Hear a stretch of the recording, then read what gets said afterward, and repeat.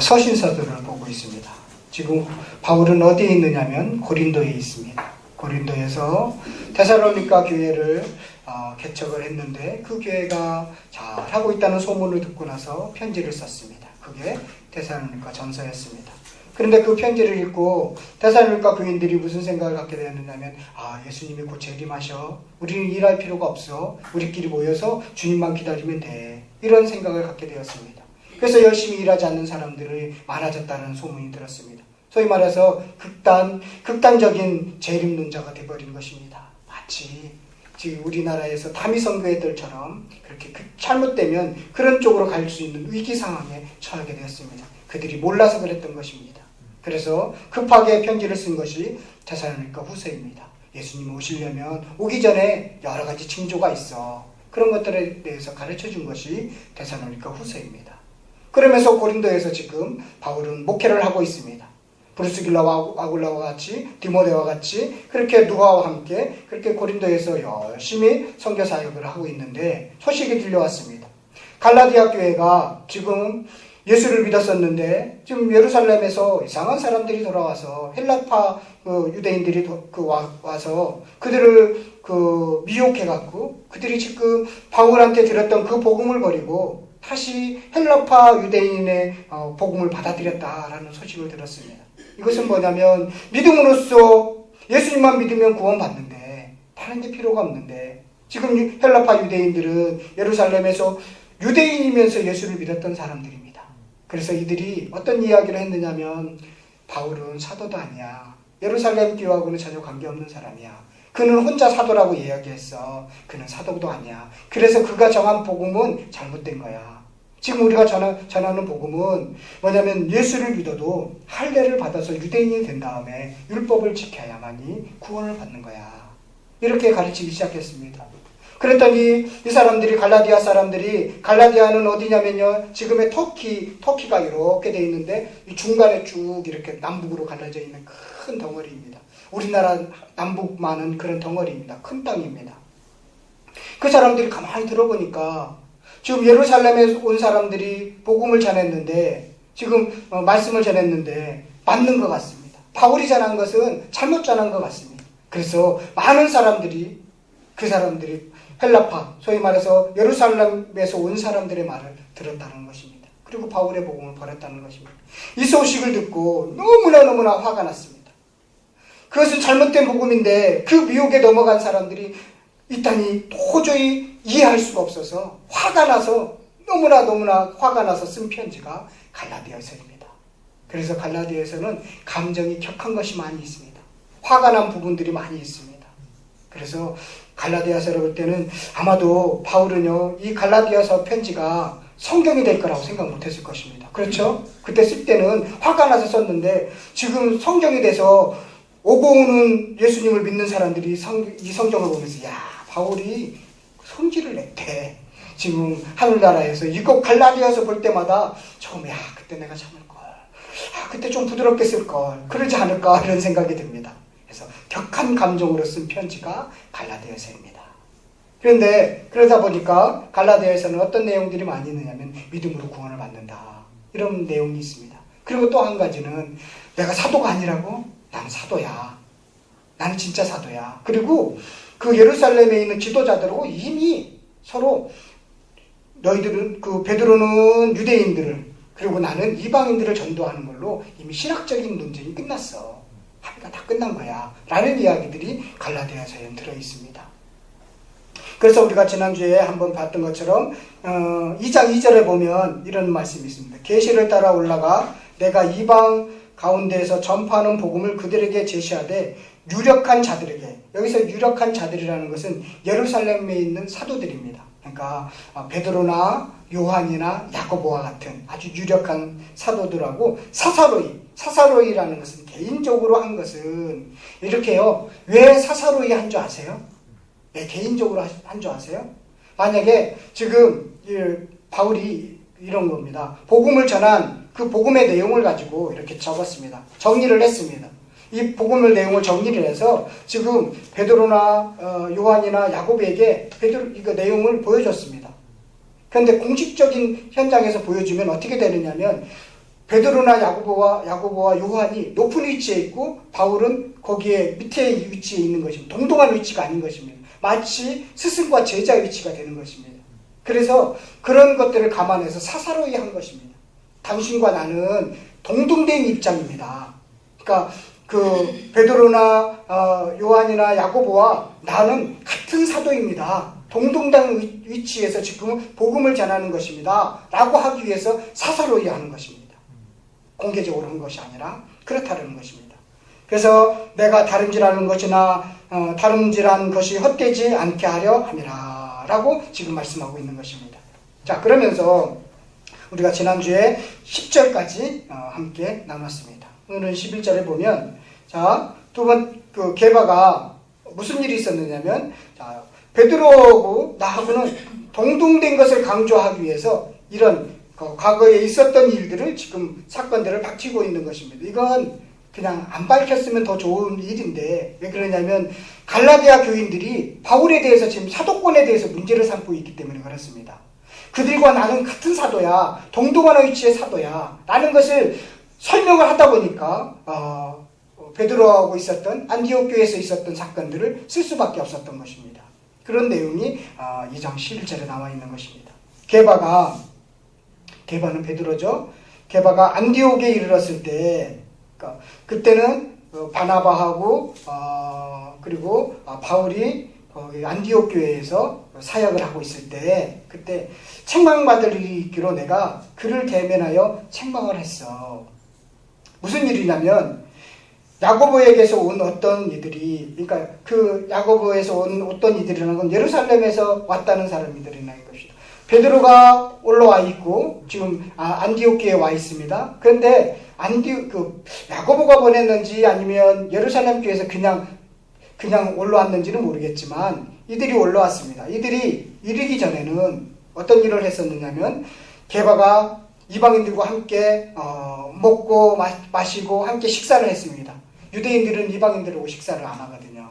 그런데 그 베드로도 이미 경험을 했잖아요. 사도행전 고넬료의 사건을 통해서 이방인에게 복음을 전하는 건 그들과 우리나 똑같이 성령의 은혜로 복음을 받는 거구나 라는 것을 알기 때문에 그들이나 나나 우리나 유대인이나 이방인이나 똑같다 라고 그 신학을 받아들였기 때문에 지금 이방인들하고 같이 식사를 하는 것입니다.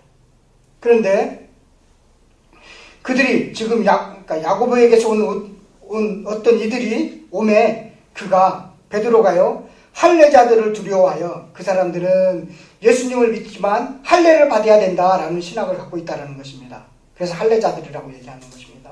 할례자들을 두려워하여 떠나 물러가네. 갑자기 이런 거예요. 식사를 하다가 방에서 이렇게 식사하는데 그 사람들이 야고보가 보낸 어떤 할례당이라고 얘기하는데 그 예수 믿는 사람들이에요. 그 사람이 갑자기 문에 들어오니까 식사하다가 안 먹은 척하고 또 밖으로 나갔다는 거예요. 베드로 많이 거시기했을 거예요. 이렇게 그래도 사도 중에 사도인데 안 먹은 척하고 지금 싹 이렇게 나갔다는 거예요.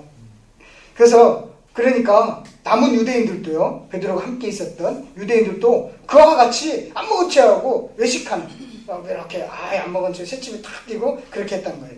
그런데 여기 보세요. 바나바도 그들의 외식에 유혹됐다는 거예요. 그래서 바나바도 안 먹은 척 했다는 것입니다. 같이 먹다가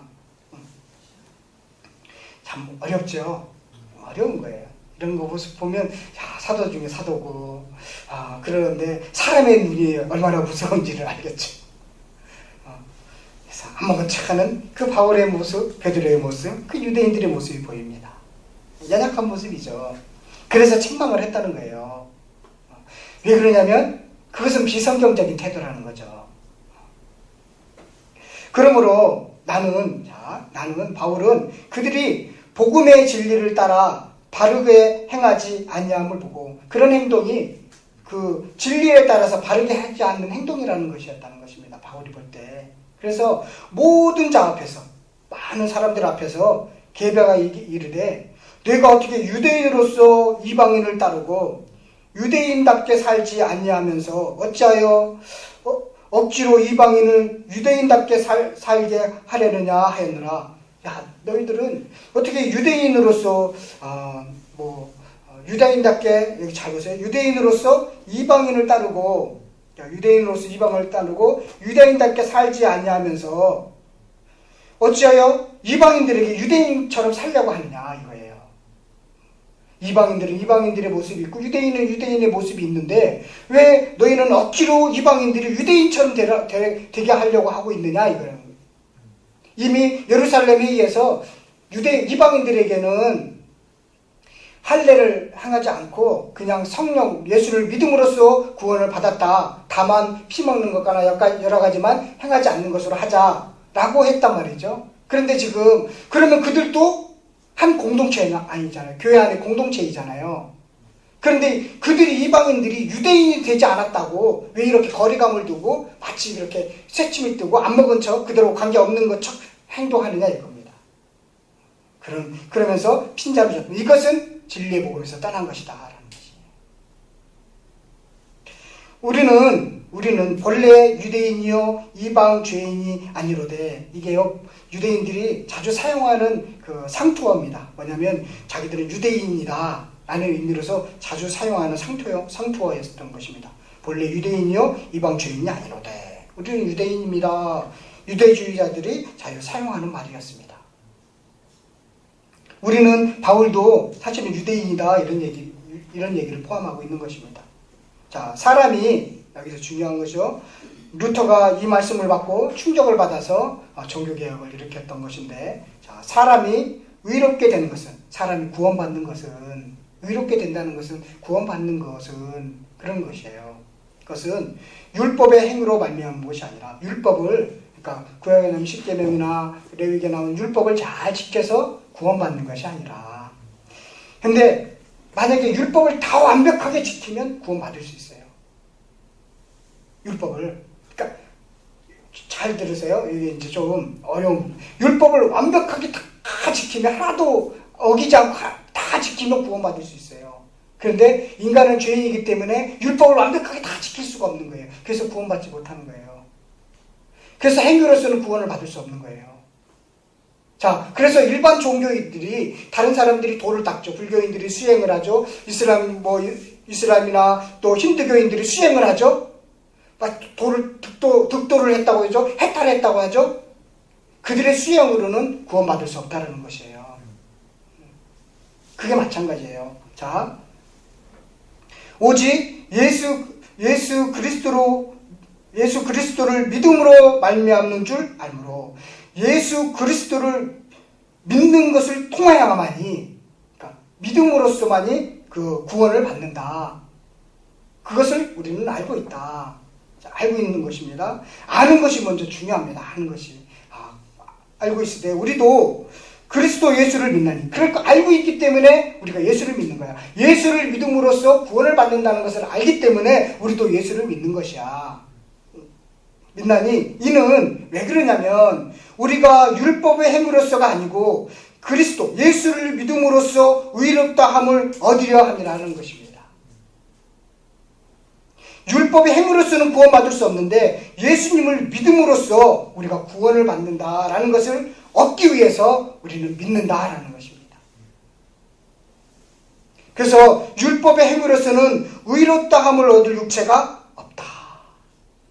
이것이 진리 중에 진리이죠. 그런데요, 왜 이 16절의 말씀을 썼느냐면 여러분 한번 생각해 보세요. 우리 보통적으로 이렇게 한번 생각해 봅시다. 너 주일 예배도 지키고 수요일 예배도 지키고 금요일도 그리고 새벽 예배도 한 번도 빠지지 않으니까 네 믿음의 신앙은 되게 좋아. 그러니까 네가 하는 것들은 다 이루어질 거야. 뭔가가 내가 열심히 하니까 너의 모든 기도나 너의 모든 것들은 잘 될 거야. 내가 뭔가를 다 열심히 하니까 뭐가 될 거야. 그러면 우리가 보통 저분은 신앙이 되게 좋다. 새벽 예배도 안 빠지지, 수요 예배도 안 빠지지, 주일도 한 번도 범하지 않지, 참 믿음이 좋다. 자, 그런 것을 잘 지키기 때문에 저 사람은 구원받은 사람이 구원받았어 라고 하면 믿음 생활하기 때문에 구원받았어 라고 하는 것이 어쩌면 되게 맞는 것처럼 보이지 않아요? 그렇죠? 어울리는 것처럼. 그래, 열심히 종교심이 있기 때문에 저 사람은 종교심이 있기 때문에 저렇게 된 거야.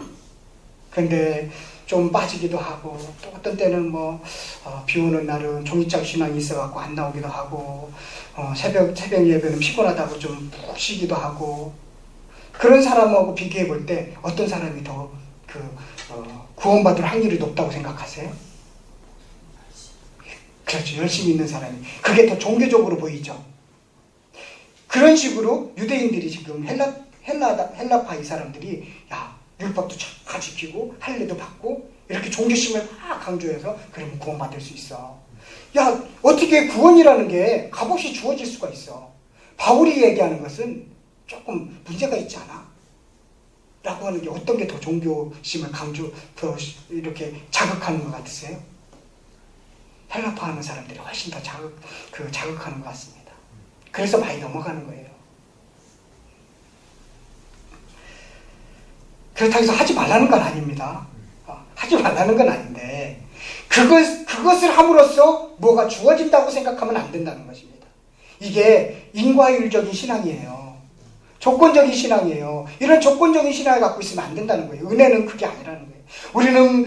나는 그것을 받을 수 없는 존재였는데, 나는 아무런 가치 없는 존재였는데 예수님께서 나의 생명을 주셨기 때문에 나는 너무나 감사해서 어찌할 바를 모르는 거예요. 내가 그래서 예배를 나와서 헌금을 하고 새벽기도에 나와도 나는 이것을 보답할 수가 없습니다.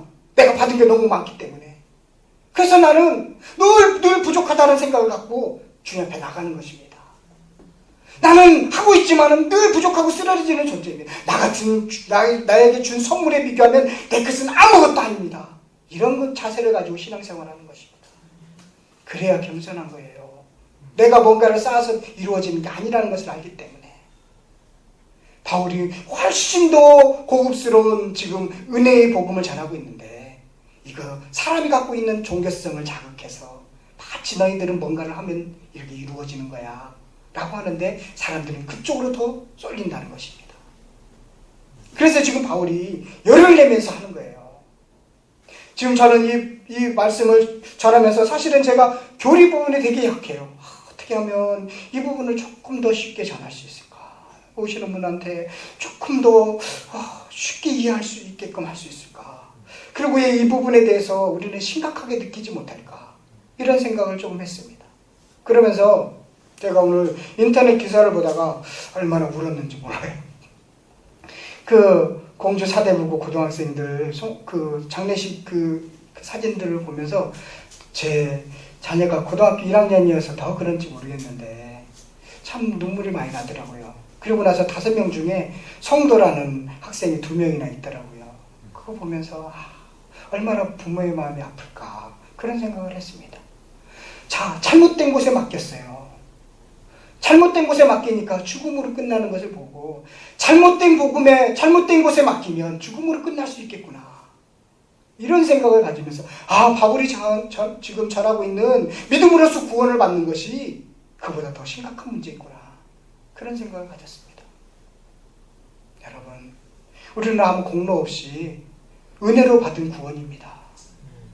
예수님이 다 성취한 그 의를 그것을 우리에게 전가해 준 것뿐입니다. 그런데 믿음으로라는 것은 그게 공로가 아닙니다. 예수님께서 선물을 주려고 합니다. 선물을 주려고 하는데 손을 내밀어야 이걸 받겠죠. 그렇죠. 내가 이것을 지금 누구에게 주려고 하는데 이 사람이 이걸 받으려면 손을 내밀어야 될 거 아니에요. 그 내미는 행위, 그러니까 내미는 것, 이것이 믿음인 것입니다. 그것은 공로가 아니에요. 믿음이라는 것은 공로가 아니에요. 내밀어야만이, 통해야만이 받을 수 있는 거잖아요. 그러니까 우리는 값없이 은혜를 받은 것입니다.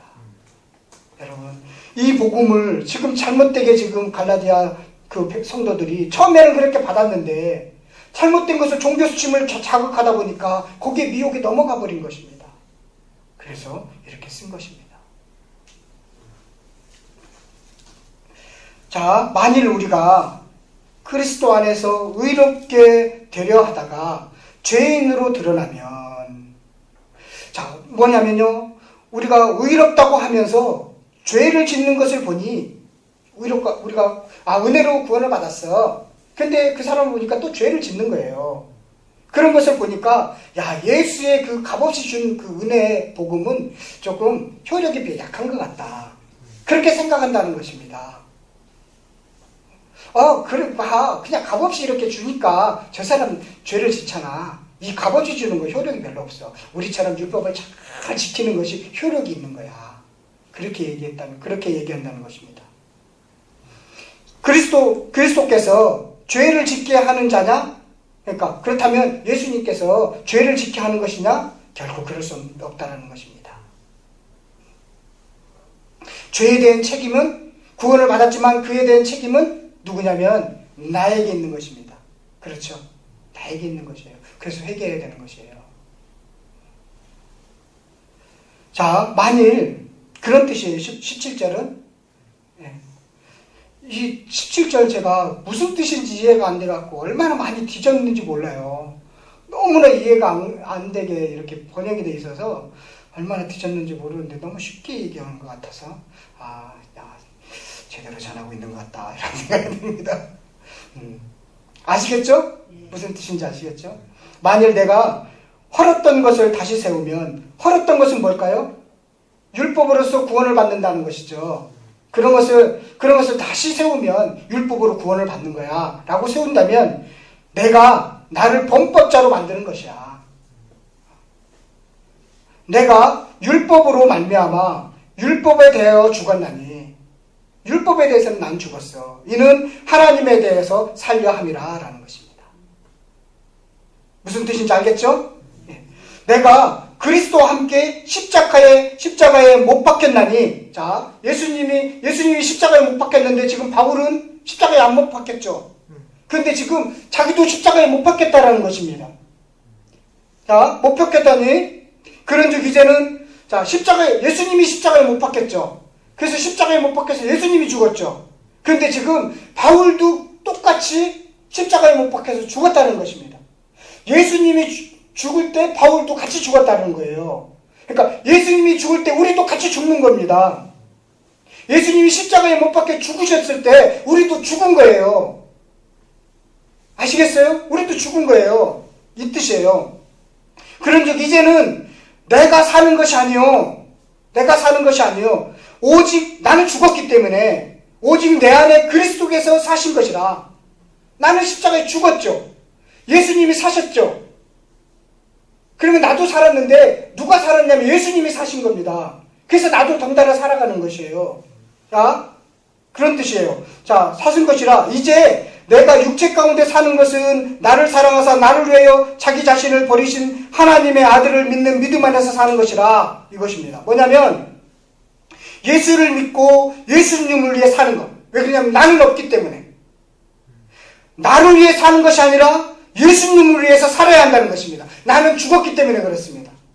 십자가에 나는 예수님이 죽을 때 나도 죽었기 때문에 이제 나는 없다는 것입니다. 그래서 내가 지금 사는 것은 누구를 위해서 살아야 되느냐면 예수 그리스도를 위해서 살아야 된다는 것입니다. 나를 위해서 사는 것이 아니라는 것입니다. 구원받은 사람, 예수님을 믿는 사람들은 나를 위해 사는 존재가 아니라 예수 그리스도를 위해서 살아가는 존재라는 것입니다. 이게 그런 뜻입니다. 여러분 누구를 위해서 살아가고 있습니까? 아직 나를 위해서 살아간다는 것은 내가 지금 살아있다는 것입니다. 내가 십자가에 아직 못 박혀 죽지 않았다는 것입니다. 이제 우리가 살아가야 되는 것은 예수 그리스도를 위해서 살아가는 것입니다. 나는 죽었기 때문에. 이런 이야기를 하고 있는 것입니다. 제가 흥분했죠? 예, 보통 흥분하지 않는데 그만큼 저도 가만히 제 자신을 되돌아보면 나를 위해서 사는 경우가 너무 많이 있기 때문에 그렇습니다. 내가 십자가에 못 박혀 죽었다고 하면서 나를 위해 사는 모습들을 많이 보게 됩니다. 아직도 안 죽었구나.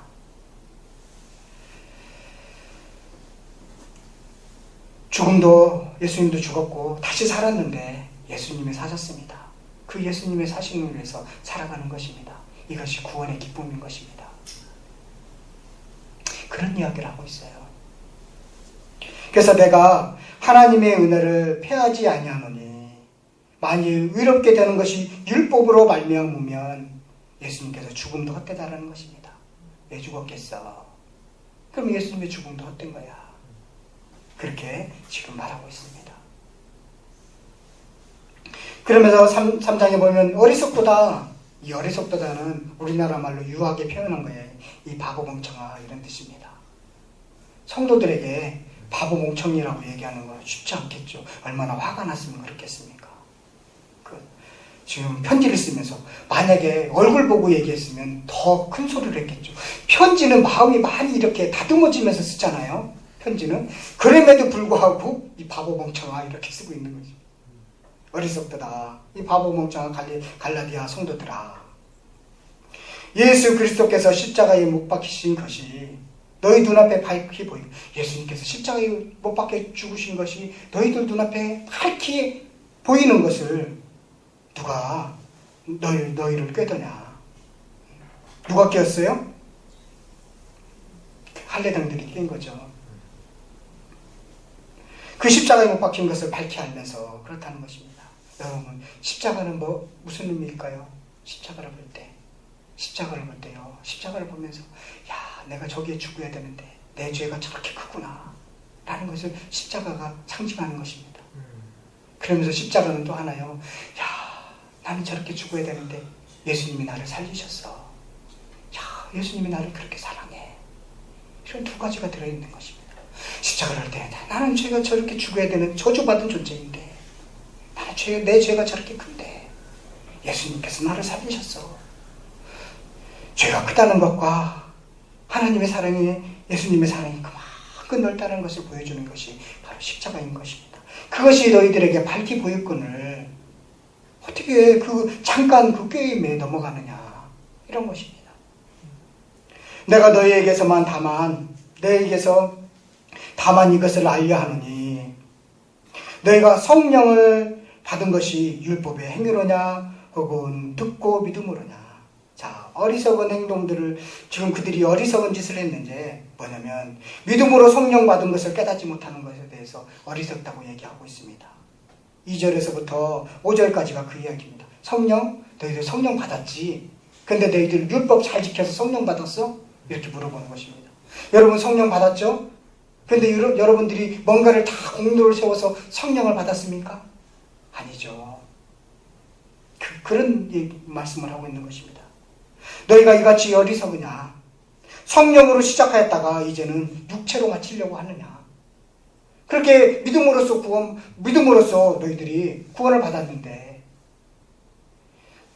성령이 임하지 않으면 구원받을 수가 없는데, 그런데 어떻게 율법이라는 것으로 마치려고 하느냐? 그렇게 얘기하고 있는 것입니다. 너희가 이같이 많은 괴로움을 헛되이 받았느냐? 이런 핍박을 헛되이 받았느냐? 과연 헛되다가 너희에게 성령을 주시고 너희 가운데서 능력을 행하시는 이의 일이 율법의 행위에서냐 혹은 듣고 믿음에서냐, 이것을 묻고 있는 거예요. 그러니까 너희들이 어리석은 짓을 했는데, 야, 믿음으로 성령을 받은 것을 깨닫지 못하는구나. 그래서 너희들은 어리석어 라는 것을 2절에서부터 5절까지 설명해 주고 있습니다.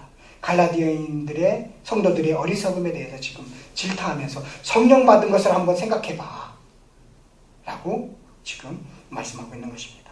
또 6절에서부터 보면 6절에서부터 9절까지는 어떤 것이냐면 믿음의 복의 근원이 되는 것을 체험하지 못한 그런 거에 대해서 어리석다라고 말씀하고 있습니다. 믿음이 이 복의 근원이 되는 것을 체험하지 못하는 것. 자, 보세요. 아브라함이 하나님을 믿음에 그것을 그에게 의로 정하셨다 함과 같으니라. 그런즉 믿음으로 말미암은 자들은 아브라함의 자손인 줄을 알지어다. 자, 믿음이 복의 근원이 되는 것을 아브라함이 보여줬죠. 자, 아브라함이 하나님을 믿음으로써 그가 구원을 받았고 의로운 사람이 되었는데, 자, 믿음으로 말미암은 자들은 아브라함의 자손인 것 똑같다는 것이에요. 또 하나님이 이방을 믿음으로 말미암아 의로 정하실 것을 성경에 미리 알고 먼저 아브라함에게 복음을 전하되, 창세기에 다 나오는 말씀입니다. 모든 이방인이 너로 말미암아 복을 받으려 하였느니라. 아브라함을 선택한 이유는 아브라함을 축복의 통로로 삼기 위해서 그렇게 부른 거야. 그렇게 말씀하고 있는 것입니다. 그러므로 믿음으로 말미암는 자는 믿음이 있는 아브라함과 함께 복을 받느니라. 아브라함이 복 받은 거 믿음으로써 복을 받은 거야. 아브라함이 율법을 잘 지켜서 복을 받은 게 아니야. 그렇게 말씀하고 있는 것입니다. 그렇죠? 아브라함이 율법을 잘 지켜서 복을 받았습니까? 하나님의 약속을 믿음으로써 복을 받았잖아요. 그 이야기를 지금 말씀하고 있습니다. 어떻게 그러면 그런 것을 알고 있으면서도 왜 그들의 미혹에 넘어가느냐, 이런 것입니다. 그 다음 10절에서부터 그 마지막 절까지는요, 저주로부터 살아남게 되는 것, 이것을 모르는 것에 대해서 어리석다는 것입니다. 자, 10절부터 14절까지 보도록 하겠습니다. 여기까지만 보도록 하겠습니다.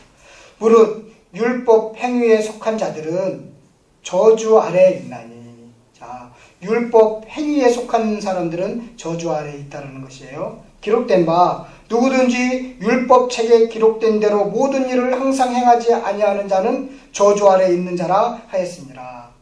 자, 율법을 다 지키면 구원을 받아요.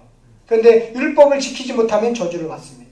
한번 볼까요? 신명기 한번 가보시겠습니다. 신명기 27장 26절.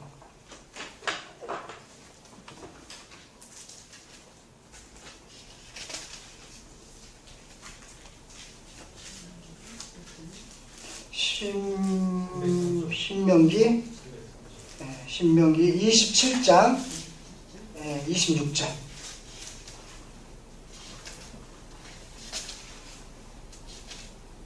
26절 함께 읽겠습니다. 시작. 이 율법의 말씀을 실행하지 아니하는 자는 저주를 받을 것이라 할 것이요 모든 백성은 아멘 할지니라. 자, 지금 쭉 얘기했던 그 복과 저주에 대해서 쭉 얘기했습니다. 그 저주의 그 말씀을 다 행하지 못하면 저주를 받을 것이다 하고 얘기했다는 거예요. 그래서 저주 아래 있는 것입니다. 약속한 것입니다. 자, 또 하나님 앞에서 아무도 율법을 말미암아 의롭게 되지 못할 것이 분명하니 율법을 다 지켜서 의롭게 된 사람이 없다는 것입니다. 이는 의인은 믿음으로 살리라 하였습니다. 자, 율법은 믿음에서 난 것이 아니니 율법을 행하는 자는 그 가운데서 살리라 하였느니라. 자, 이것이 그 말씀이에요. 율법을 행하는 자는 그 가운데서 살리라. 율법을 완벽하게 다 지키면 살 수 있다는 것입니다. 그런데 완벽하게 지키지 못한다는 것입니다. 그러니까 저주를 받는다는 것입니다. 그러니까 여러분들이 나는 지금까지 한 번도 거짓말한 적이 없어. 나는 지금까지 한 번도 남의 것을 훔친 적이 없어. 나는 율법을 다 지켰어. 나는 부모에게도 순종하고 이웃을 사랑하고 나는 십계명도 다 지켰고 한 번도 범한 적이 없어. 그러면 그는 의인입니다. 여러분 손 한번 들어보시겠어요? 그렇지 않고 그것을 지키지 못하는 모든 사람들은 저주 아래 있다는 것입니다. 이것을 약속했습니다. 자, 그래서 그리스도께서 우리를 위하여 그것은 뭐냐면 너희들이 율법을 지키지 못하는 그러면 너희들 저주받아. 너희들 죽게 돼 있어. 그럼에도 불구하고 지금 믿음으로써 구원을 받는 이 진리를 버린단 말이니? 이렇게 얘기하고 있는 것입니다. 그리스도께서 우리를 위하여 저주를 받은 바 되사 율법의 저주에서 우리를 속량하셨으니 기록된 바 나무에 달린 자마다 저주 아래에 있는 자라 했습니다. 예수님이 저주를 받은 것입니다. 우리를 대신해서 다 해서 다 싸갖고 한꺼번에 저주를 받으신 것입니다. 예수님이. 이는 왜 그러냐면 이는 그리스도 예수 안에서 아브라함의 복이 이방인에게 미치게 하고 또 우리로 하여금 믿음으로 말미암아 성령의 약속을 받게 하려 함이라. 그러기 위해서 예수님이 모든 저주를 다 받으셨다는 것입니다. 율법의 저주 아래에 있는 우리를 해방시키기 위해서 예수님 자신이 저주를 받았다는 것입니다. 십자가에 달려서 죽으신 십자가에 달린 자마다 저주를 받을 거라겠죠. 예수님이 저주를 받은 것입니다. 우리가 받아야 되는데 우리가 율법을 지키지 못해서 저주를 받아야 되는데 예수님이 그것을 다 받으셨다는 것입니다. 왜 그러냐면 우리를 해방시키기 위해서요. 죄로부터 해방시키기 위해서. 이 진리를 여러분들 기억하시기를 바라겠습니다. 우리는요 값없이 은혜를 받은 사람들입니다. 저주받아야 될 자인 것입니다. 죽어야 되는 자입니다. 지옥 형벌에 가야 될 자입니다. 그런데 우리가 그런 자인데 우리를 위해서 예수님께서 대신 져주신 것입니다. 그 사랑을 여러분들 십자가를 예수님을 볼 때마다 기억하시기를 바라겠습니다. 왜 이것을 버리느냐 이겁니다. 왜 이 진리를 버리느냐 이겁니다. 너희들 저주받으려고 그러니 그래서 어리석다고 얘기하고 있습니다. 갈라디아 성도들은 성령 받은 것도 자기들이 공로로 받은 것도 아니고 아브라함이 믿음으로써 복을 받은 그 진리를 깨닫지도 못하고 그리고 지금 율법을 지킴으로써는 다 저주받을 수밖에 없는데 그 저주라는 것도 깨닫지 못하는 그들을 보면서 어리석구나 라고 말씀하고 있습니다. 우리도 다른 신앙을 가져야 되겠습니다. 우리가 뭔가를 해서 구원받은 것이 아니라 하나님이 은혜 주셔서 지금 이 자리에 나와서 예배 드린 거고 하나님이 그 마음을 주셔서 우리가 나와서 기도하게 된 것입니다. 내가 뭔가를 해서 이 교회 나온 게 아닙니다. 하나님이 부르셨습니다. 복 주기 위해서 부르신 것입니다. 아브라함에게 줬던 복 우리에게도 동일하게 주고 싶어서 그렇게 부르신 것입니다. 여러분, 내가 뭔가를 해서 교회 다니고 내가 뭔가를 해서 헌금하고 내가 뭔가를 해서 뭔가를 했다. 그런 것은 자랑할 게 없는 것입니다. 그런 것을 늘 기억하시면서 우리 모두 하나님께 겸손한 모습으로 거기까지 갈 때까지 생명의 멜로간을 받을 때까지 그렇게 걸어가시는 두려운 마음으로 걸어가시는 저 여러분들이 되시기를 간절히 축원드리겠습니다. 오늘 14절까지 하고요. 다음 주 더 이어서 하도록 하겠습니다.